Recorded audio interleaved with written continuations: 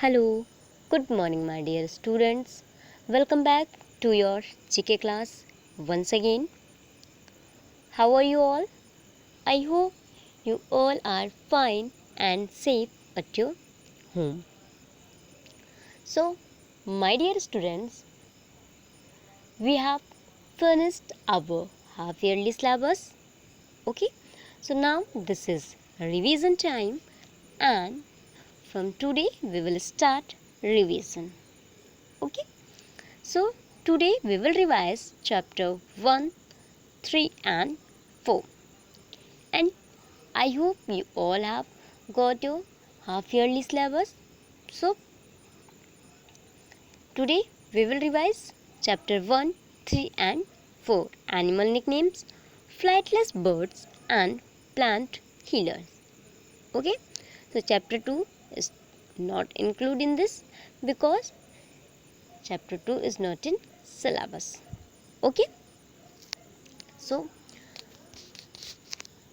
now we are going to start a quick revision, and if you want to detail of this chapter, so you should go through the previous videos. Okay, so now come, let us start our revision. Chapter number first, animal nicknames. Animal nicknames. So first is black leopards. First is black leopards. So this is panther. Panther is known as black leopard. Number 2, the king of the jungle. So which animal is known as the king of the jungle? So this is lion.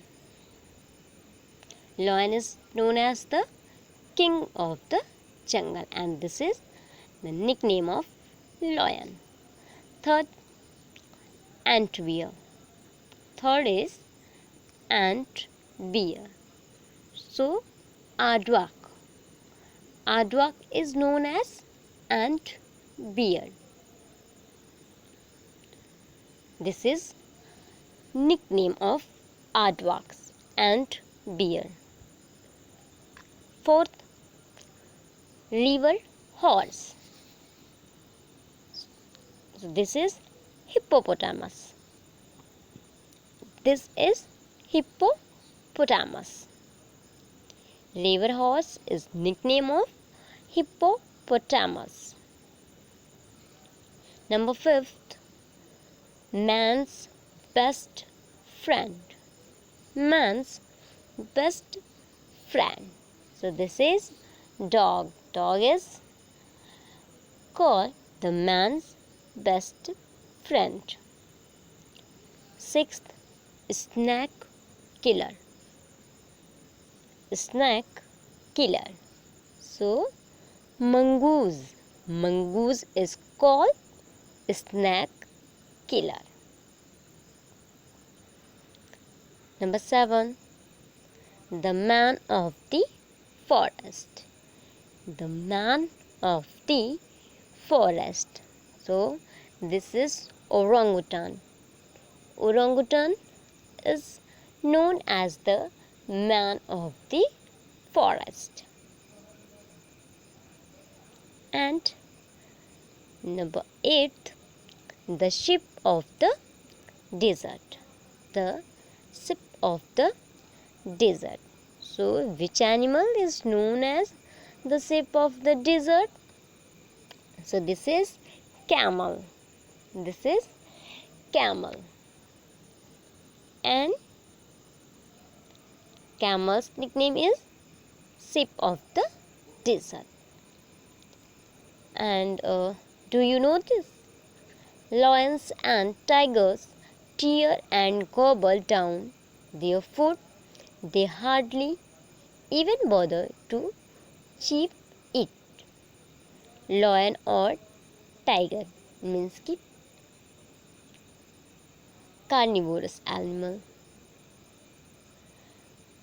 अपने foot को tear और मतलब चीर फाड़ के खाते हैं. They hardly even bother to chew it. Okay, now look at chapter 3rd, flightless birds. Flightless birds. So first is a great swimmer found in the Antarctic region with a bluish black top and white abdomen. A great swimmer found in the Antarctic region with a bluish black top and white abdomen. एक अच्छी तैरने वाली पक्षी जो कि Antarctic region में पाई जाती है और इसका जो टॉप होता है, इसकी बॉडी का जो टॉप होता है वो ब्लूइश ब्लैक होता है और इसका एब्डोमेन मीन्स इसका स्टमक, इसका पेट वाइट कलर में होता है. So when you will see all this bird, so you will look this bird is this description is about this bird. So this is penguin. This is penguin.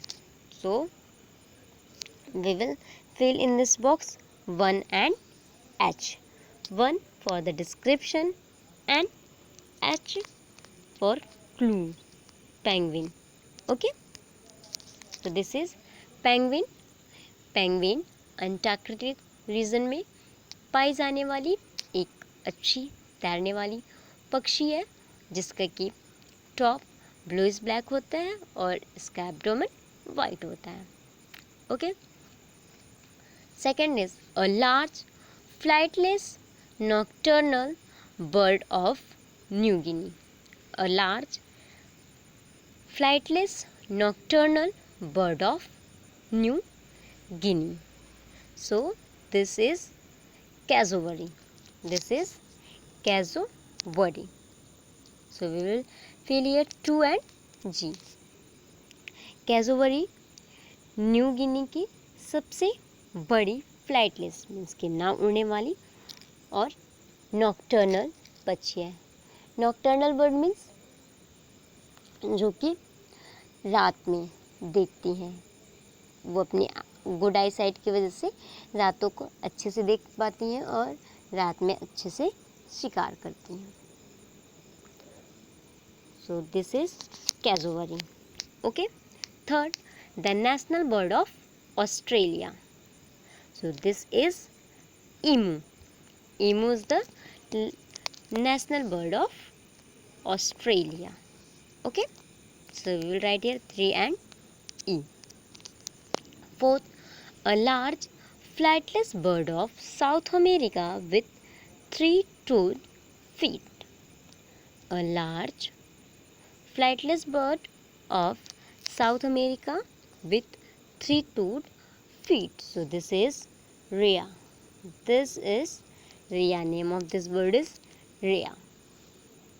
ये America में पाई जाने वाली सबसे बड़ी फ्लाइटलेस बर्ड है. So name of this bird is rhea.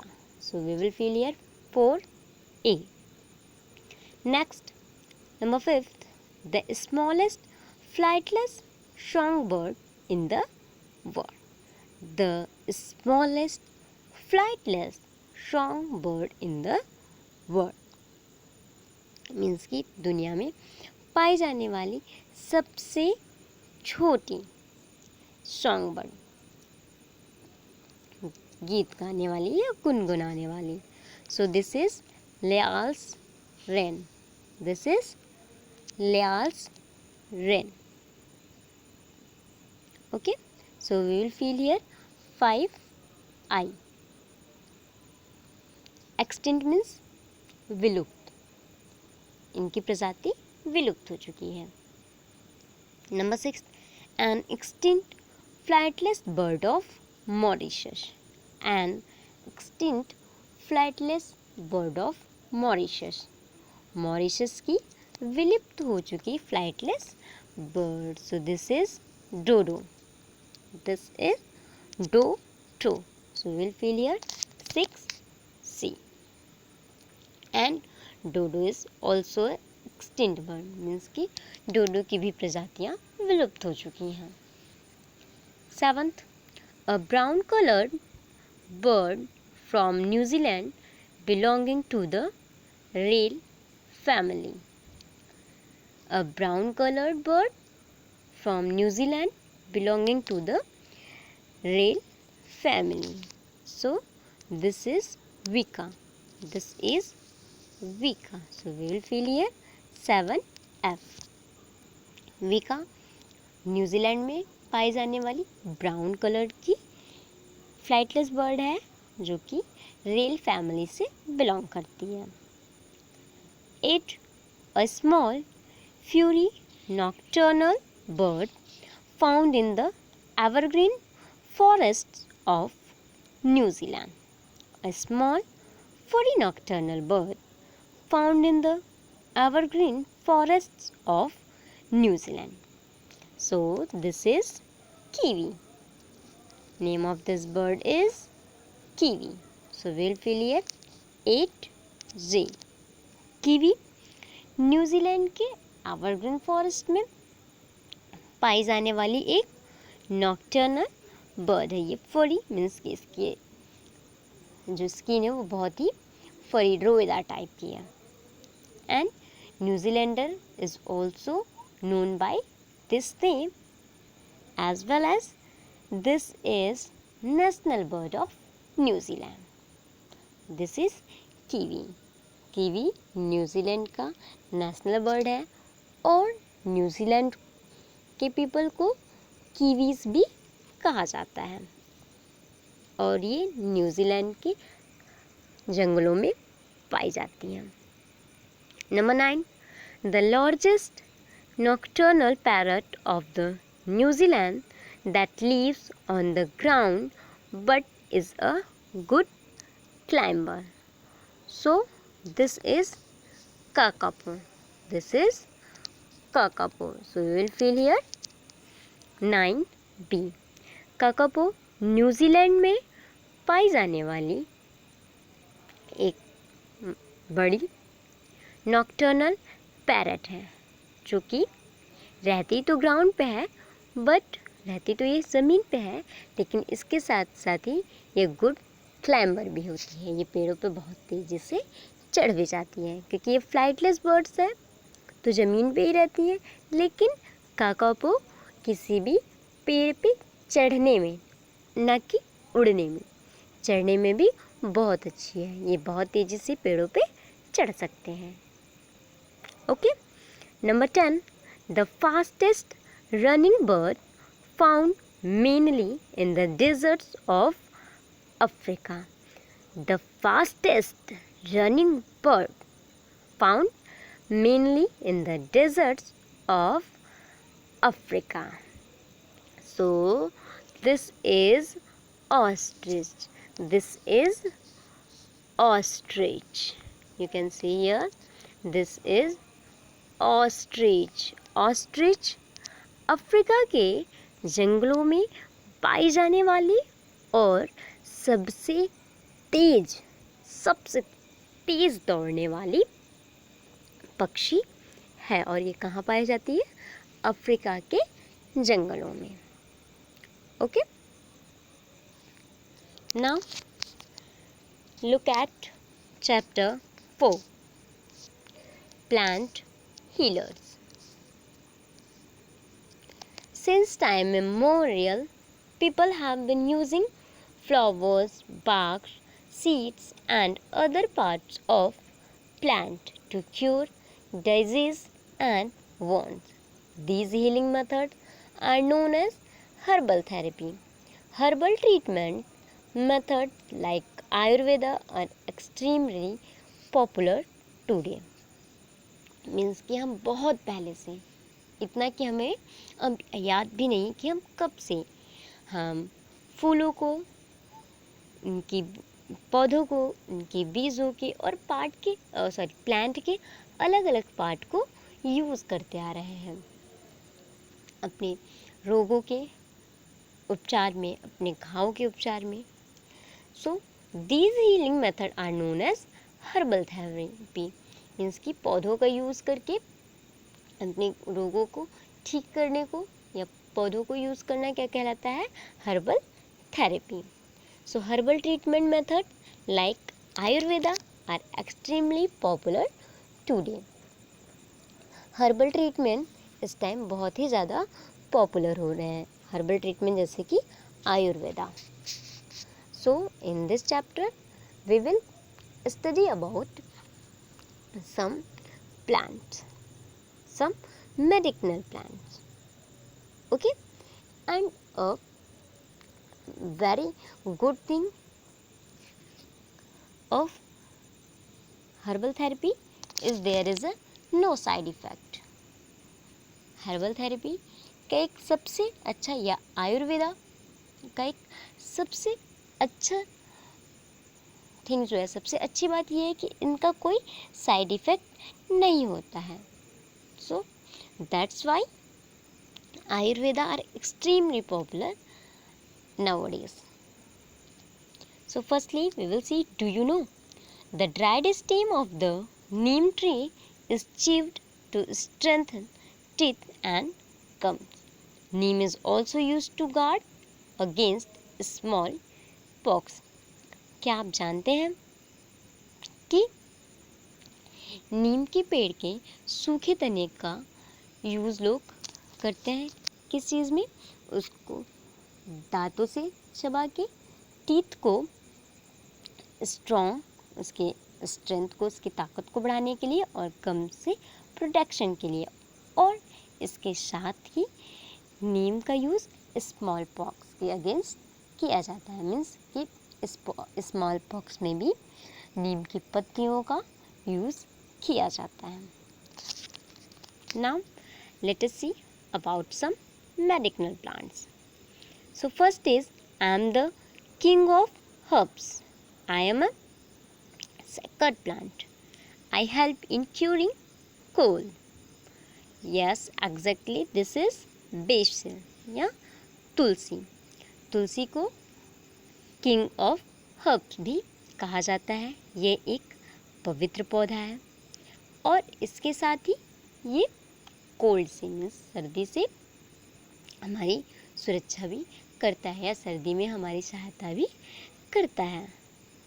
Okay, number 2, my leaves are bitter, my oil is an excellent antibiotic.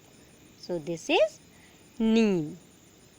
नीम के पेड़ की जो, या तो नीम के पौधे की पत्तियाँ कड़वी होती हैं, लेकिन इसका जो ऑयल होता है, नीम का जो ऑयल होता है वो एक बहुत ही अच्छा एंटीबायोटिक होता है, जिसका यूज़ डिजीज़ एंड वुंड्स में किया जाता है। नीम की ऑयल का यूज़ घावों को भरने में भी किया जाता है।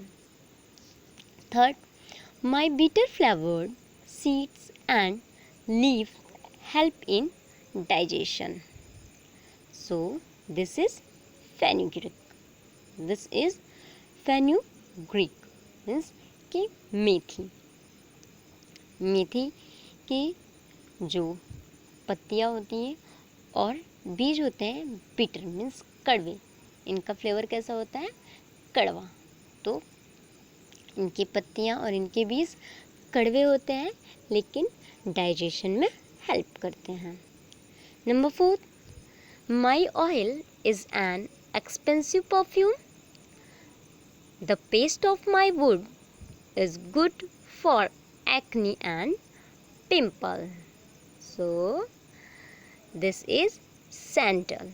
This is sandal tree means कि चंदन का पेड़। जो चंदन का ऑयल होता है वो बहुत ही एक्सपेंसिव परफ्यूम होता है, और इसके साथ साथ ही चंदन की लकड़ी का जो पेस्ट होता है वो एक्ने और पिंपल्स के लिए बहुत ही अच्छा होता है। Number 5, my fruit is full of fibre.